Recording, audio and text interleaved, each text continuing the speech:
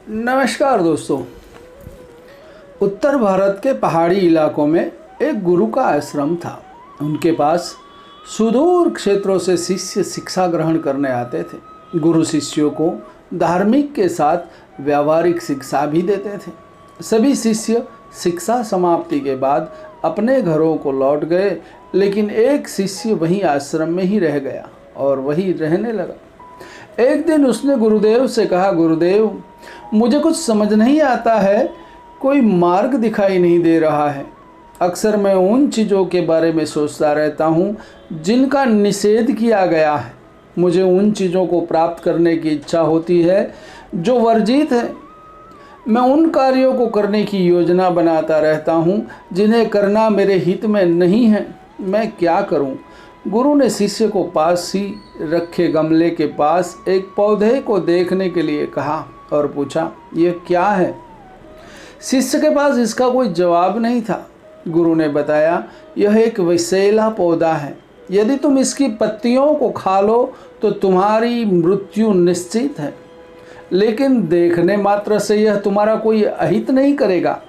इसी प्रकार अधोगति की ओर ले जाने वाले विचार तब तक तुम्हें हानि नहीं पहुंचा सकते जब तक तुम वास्तविक रूप से उनमें प्रवृत्त न हो जाओ।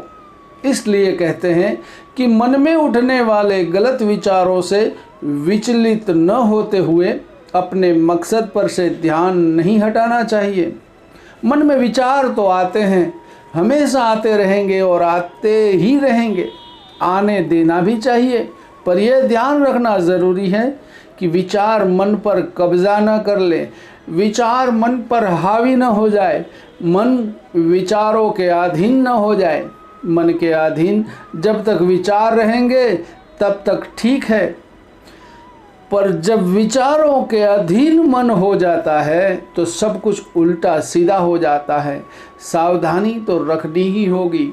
कभी भी विचारों को मन के ऊपर हावी नहीं होना देना चाहिए। मन में कितने भी विचार आएंगे, और ये मनुष्य का स्वभाव है, बार बार कहीं विचार आ भी सकते हैं, कोई गलत सोच भी मन में आ सकती है, लेकिन अगर उस विचार को दोहराने के या उसको करने के लिए अगर आप संकल्प कर लेते हैं और वो क्रिया करने के लिए तैयार हो जाते हो तो आपके विचारों के अधीन हो गए हो।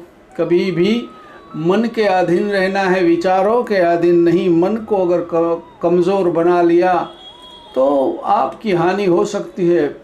कभी भी विचारों को मन में उठने से कोई नहीं रोक सकता, लेकिन उसको कार्यान्वित करना वही एक सबसे बड़ा पाप है, गुनाह है, और उसी का परिणाम हमें गलत भुगतना पड़ता है दोस्तों। तो यही सीख हमें गुरु से प्राप्त होती है। छोटी छोटी कहानी लेके आपके सामने आता रहूँगा। तब तक मुझे आज्ञा दीजिए। नमस्कार। ओम नमः शिवाय। हरि ओम।